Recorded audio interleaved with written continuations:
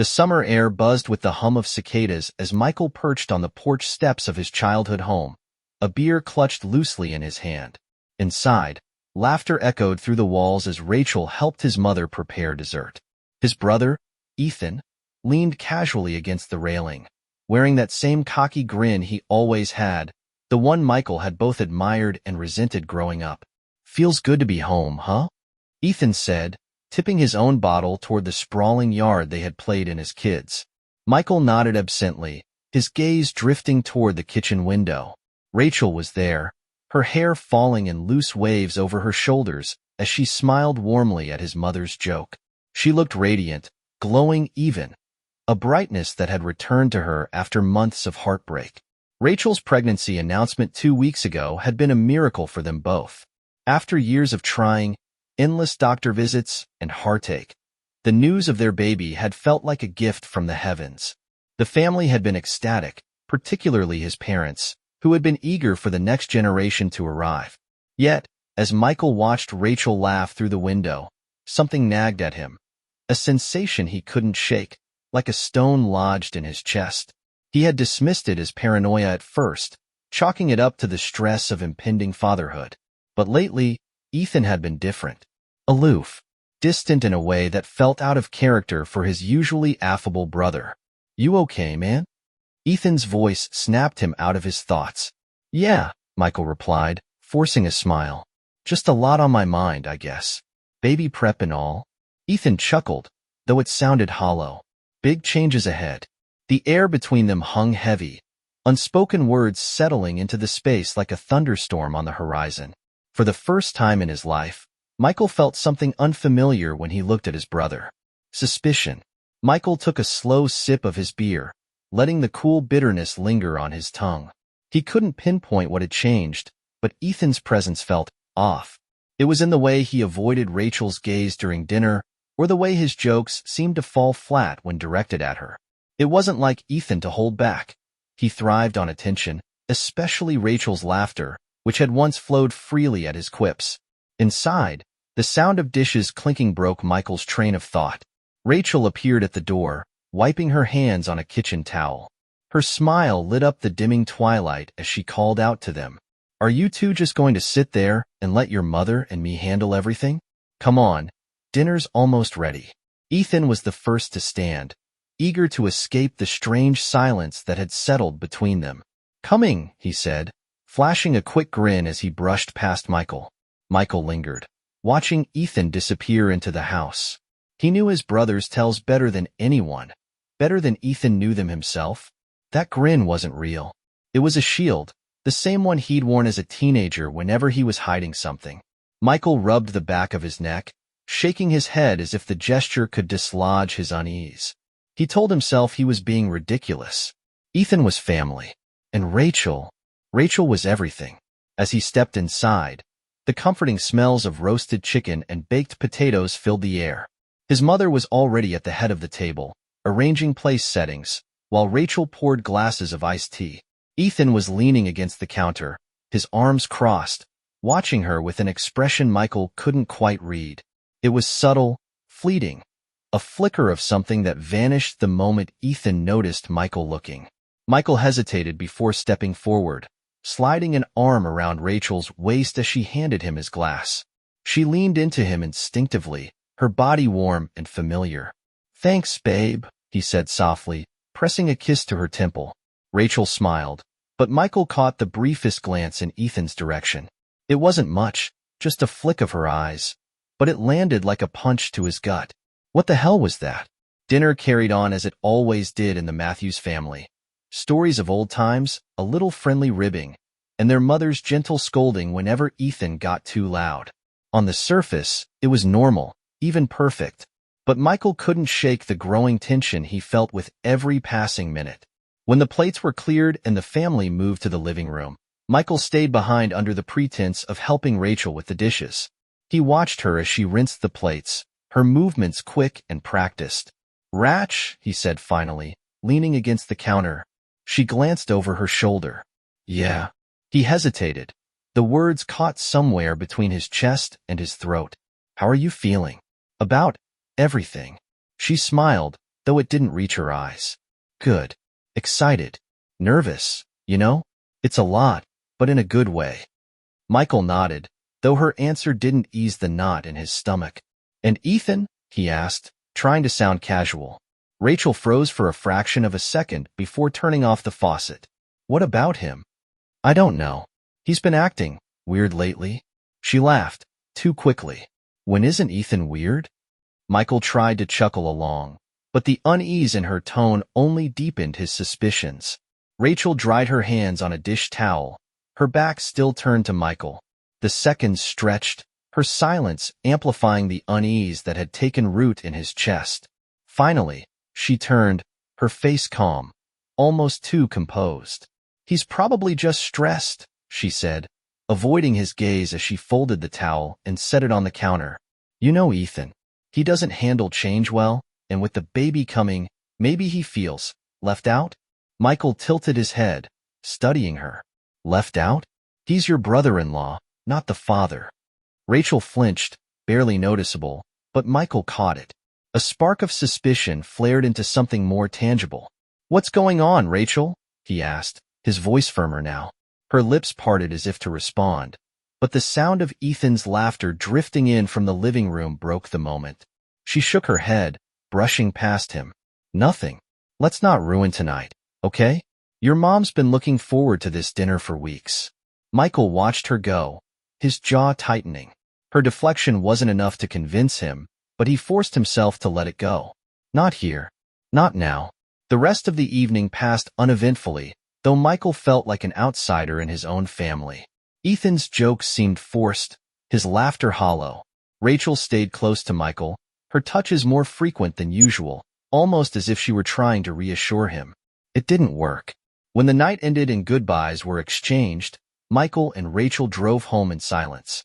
The only sound was the soft hum of the tires against the road. As they pulled into the driveway, Michael turned off the engine but didn't move. The quiet hung heavy between them until Rachel broke it. Are you upset about something? She asked, her voice careful, measured. Michael stared straight ahead, gripping the steering wheel. Do I have a reason to be? Her breath hitched, so slight he almost missed it. No, of course not. He turned to her then, his eyes searching her face. Rachel, if there's something you need to tell me, now's the time. Her gaze darted away, out the window. There's nothing to tell, she said softly, but her trembling hands betrayed her. Michael's heart sank. He wanted to believe her, but he knew her too well. There was something she wasn't saying. That night, Michael barely slept. Rachel curled up beside him, her breathing soft and steady, but he couldn't stop replaying the evening in his mind. Her hesitation, the way Ethan had looked at her, and that flicker of guilt in her eyes. The next day, the cracks in the facade widened. It started with a slip during breakfast. Ethan texted Rachel, something he never did directly, and she quickly turned her phone face down on the counter. Michael didn't comment, but the pit in his stomach grew. By the time the weekend came, Michael couldn't hold it in any longer. He waited until Rachel was out running errands, and Ethan stopped by unannounced. You're here early, Michael said, leaning against the doorframe as Ethan stepped inside. Ethan shrugged, his usual grin plastered across his face. Just thought I'd swing by, check on you guys. Michael closed the door behind him, his voice low and sharp. Why don't we skip the small talk? What's going on between you and Rachel? Ethan froze mid-step, his smile faltering. What are you talking about? Michael's jaw clenched. I'm not an idiot, Ethan. Something's going on, and I'm done pretending I don't see it. Ethan laughed nervously, running a hand through his hair. You're imagining things, man. Rachel's your wife. I wouldn't.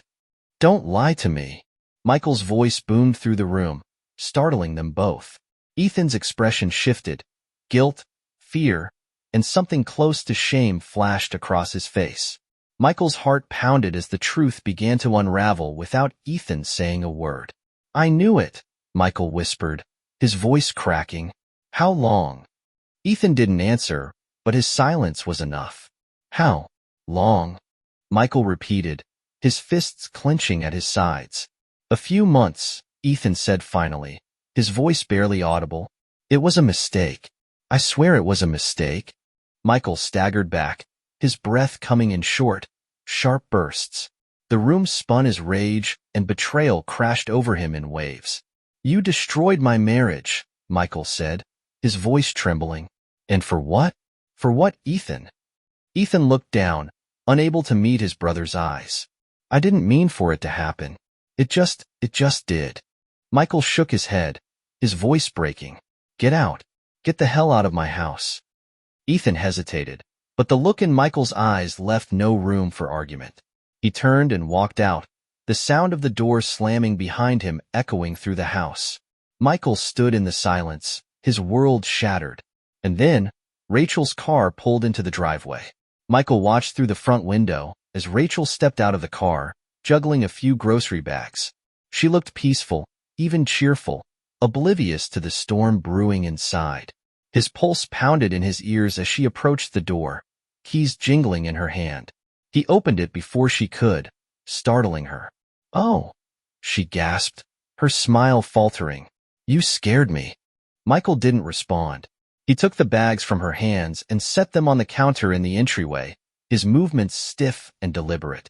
Michael, what's wrong? He turned to her, his face a mask of fury and pain. I know, Rachel. Her brows knitted together. Know what? Don't play dumb. His voice was low, trembling with barely contained anger. I just spoke to Ethan. Rachel's face went pale, her lips parting as if to speak, but no words came out. She took a step back, her eyes darting to the door like a trapped animal searching for an escape. Michael stepped forward, his voice rising. How long were you planning to keep it from me?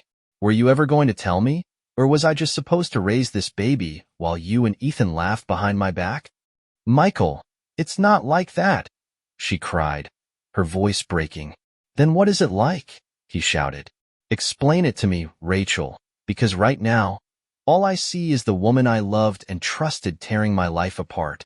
Tears welled in her eyes as she clasped her hands together, trembling. It was a mistake. A terrible, horrible mistake. It didn't mean anything. Don't give me that. Michael cut her off, his voice thick with emotion. It meant enough for you to betray me, to betray us. Rachel's tears spilled over as she collapsed onto the couch, burying her face in her hands. I didn't want this to happen, she sobbed. I didn't mean to hurt you. Michael stood over her, his fists clenched, his chest heaving. Did you think about me? About us? About the life we were building together? Her voice was barely above a whisper. I don't know why it happened. I was lonely, Michael. You were so wrapped up in work, in trying to make everything perfect, and I felt invisible. Michael's laughter was cold, bitter. So you turned to Ethan? My brother? That's your excuse? It wasn't like that at first, she said, wiping her face. We were just talking, and, I don't know, things got out of hand. I hate myself for it, Michael. I hate what I've done to you. He sank into a chair across from her, his head in his hands. The weight of her words pressed down on him, suffocating. For a moment, neither of them spoke. Finally, Michael lifted his head, his eyes red. Is the baby even mine? Rachel flinched as if struck. Michael, don't say that. Of course the baby is yours. Prove it, he said coldly. We're getting a paternity test. Her sobs renewed as she nodded, unable to argue. Michael stood, his movements slow and deliberate. I need space, he said, his voice hollow. Pack a bag. Go stay with your sister or a friend. I don't care where, but you can't stay here. Rachel's head shot up, panic flashing in her eyes. Michael, please. Pack a bag, Rachel. His tone left no room for argument. She stood shakily, retreating to their bedroom without another word. Michael sat back down, staring at the wall as the weight of everything settled over him. The sound of her packing upstairs was muffled, almost surreal. When she came back down with a small suitcase, she paused by the door, her face streaked with tears. I'm so sorry, she whispered. Michael didn't look at her. He didn't trust himself to speak.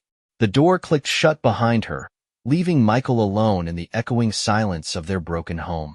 The silence of the house was deafening after Rachel left. Michael sat motionless in the living room, staring at nothing in particular. Memories of their life together flooded his mind. Their first date, the night he proposed, the day they found out Rachel was pregnant. Each moment felt like a cruel mockery now, tainted by the betrayal. The anger he had channeled to confront Rachel gave way to a hollow ache in his chest. He glanced at his phone. Ethan hadn't called or texted. Michael wasn't surprised. Cowards don't confront their messes, they run from them. A knock at the door startled him. For a brief, foolish moment, he thought it might be Rachel coming back, desperate to fix things. But when he opened the door, it was his mother, her face lined with concern. "Michael," she said softly, stepping inside without waiting for an invitation. "I was just at Ethan's." He looked upset, but he wouldn't say what happened. "Then Rachel called me, crying, saying you needed space. What's going on?" Michael shut the door and leaned against it, exhaling heavily. "You really want to know?" She nodded, her brow furrowed. "Ethan and Rachel," Michael said flatly.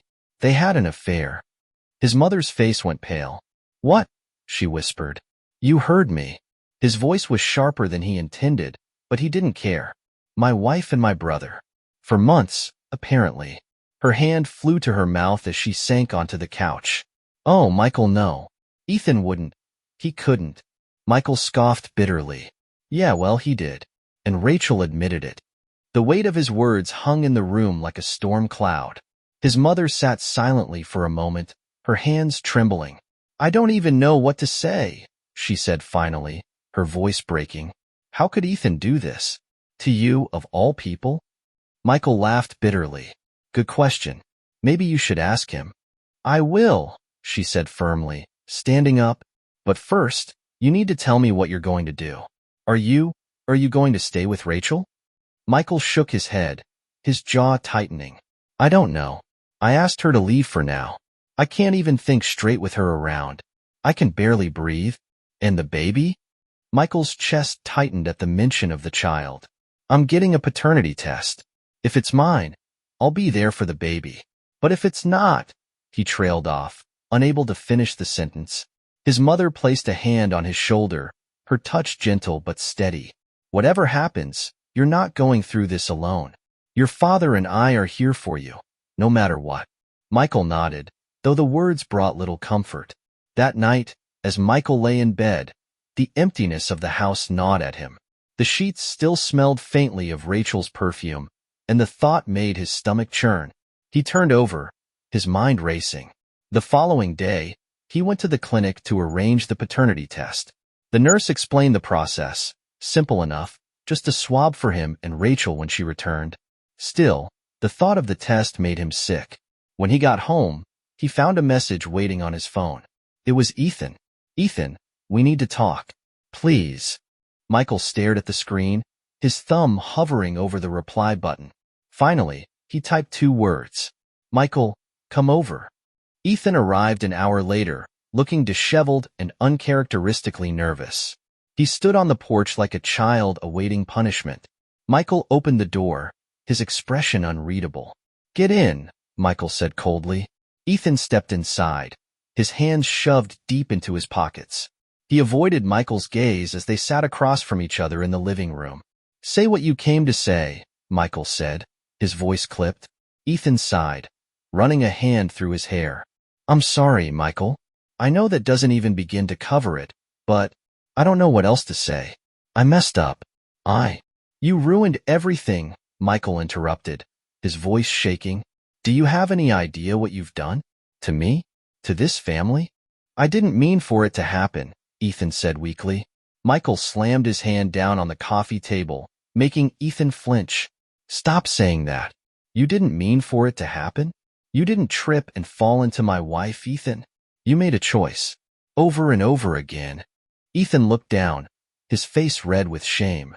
"I know, and I'll do whatever it takes to make it right." "You can't," Michael said coldly. "You can't undo this. The only thing you can do is stay the hell away from me and Rachel. Forever."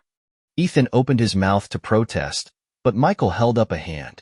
"I mean it," Michael said.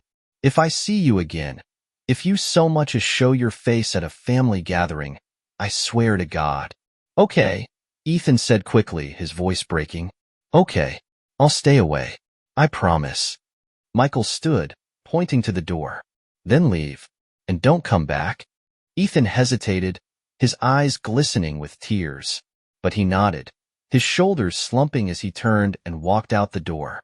As Michael watched him go, the finality of it all hit him like a punch to the gut. His marriage, his family, his sense of trust. It was all in ruins. And now, he was left to pick up the pieces. 2 weeks later, the results of the paternity test arrived. Michael opened the envelope alone, sitting at the kitchen table. His hands shook as he pulled out the papers, his heart pounding so loudly it drowned out every other sound in the room. Probability of paternity, 0%. The words were like a knife to his chest. Michael stared at the paper, his vision blurring. He had prepared himself for this possibility, or so he thought. But seeing it in black and white made it real in a way nothing else had. The child wasn't his. His chest heaved as he threw the papers onto the table, anger and despair colliding in a storm inside him.